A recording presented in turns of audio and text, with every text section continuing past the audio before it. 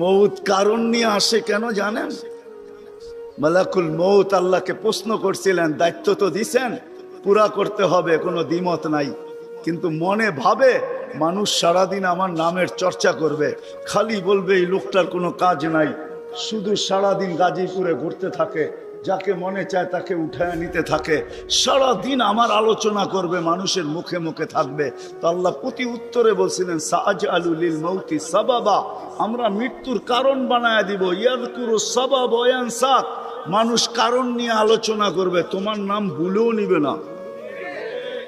এখন নাম নিতেছে ডেঙ্গু, কয়েকদিন আগে নাম নিছে করোনা, কখনো নাম নেয় স্ট্রোক করছে, কখনো নাম নেয় এটা সেটা, ঠিক না? হ্যাঁ, আরেকটা কারণও আছে।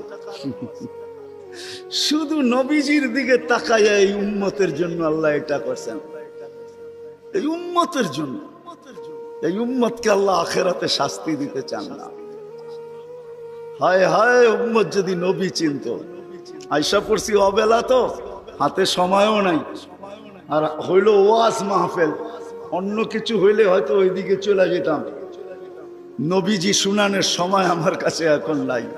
যে উম্মত নবী চিনে না, নবীর কারণেই আমরা পাইছি। এই উম্মতকে শাস্তি আল্লাহ আখেরাতে ইনশাআল্লাহ দিবে না। হ্যাঁ হ্যাঁ, দেয় তো দেয় কি কইরা, যার উপরে তিনবার কুদরতি হাত লাগছে। কয়বার? সৃষ্টি লগ্নে একবার, বাছাই পর্বে একবার। আমরা বাছাইকৃত উম্মত।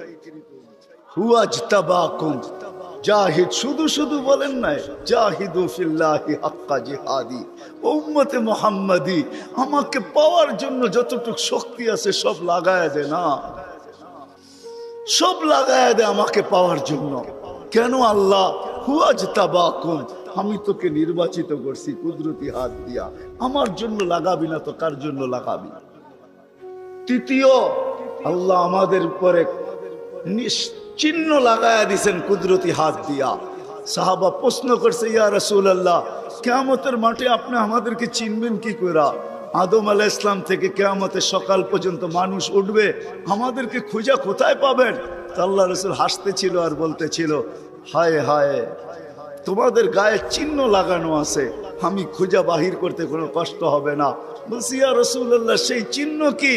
গুররাম মুআজ্জিলিনা মিন আসারিস সুজুদ, তোমাদের সেজদার জায়গা দিয়া নূর ফুটা বাহির হবে, নামাজ আর উজুর জায়গা দিয়া নূর ফুটা বাহির হবে, আর কারো বাহির হবে না, তোমাদের বাহির হবে। কেমন নূর?